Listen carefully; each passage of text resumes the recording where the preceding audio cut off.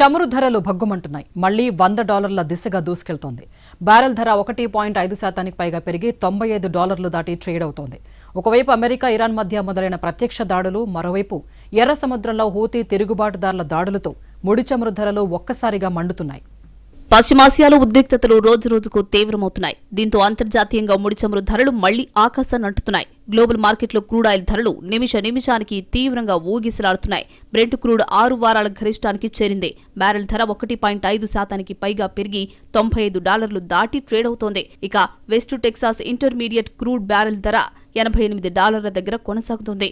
ఈ ఒక్క నెలలో బ్రెంట్ క్రూడ్ ధర ఇప్పటి వరకు దాదాపు 30% పెరగడం హైలైట్. ఉద్రిక్తతలు ఇలాగే కొనసాగితే చమురు మంటలు మరింత పెరుగుతాయని అంచనా వేస్తున్నారు నిపుణులు. అమెరికా, ఇరాన్ పరస్పర దాడులతో పశ్చిమాసియాలో ఉద్రిక్తతలు ఇప్పట్లో తగ్గేలా లేవు. ఈ పరిణామాలతో హర్మూజ్లో నౌకల రవాణా మళ్లీ నెమ్మదించింది. మరోవైపు ఎర్ర సముద్రంలో సౌదీ అరేబియాకు చెందిన 2 చమురు ట్యాంకర్లపై హౌతీలు దాడులు చేశారు. దీంతో అంతర్జాతీయంగా చమురు సరఫరాకు అంతరాయం వాటిల్లుతుందనే ఆందోళనలు వ్యక్తమవుతున్నాయి.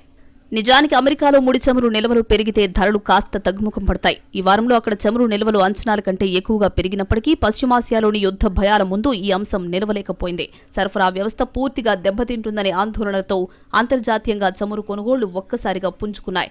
రాబోయే రోజుల్లో ఈ ఉద్రిక్తతలు తగ్గకపోతే క్రూడ్ ఆయిల్ సగ సామాన్యుడికి తగిలే ఛాన్స్ ఉంది. గడిచిన 6 వారాల్లో ఎన్నడూ లేని విధంగా అత్యధిక స్థాయికి చేరుకోవడంతో అంతర్జాతీయంగా మళ్లీ ద్రవ్యోల్బణ భయాలు వ్యక్తమవుతున్నాయి.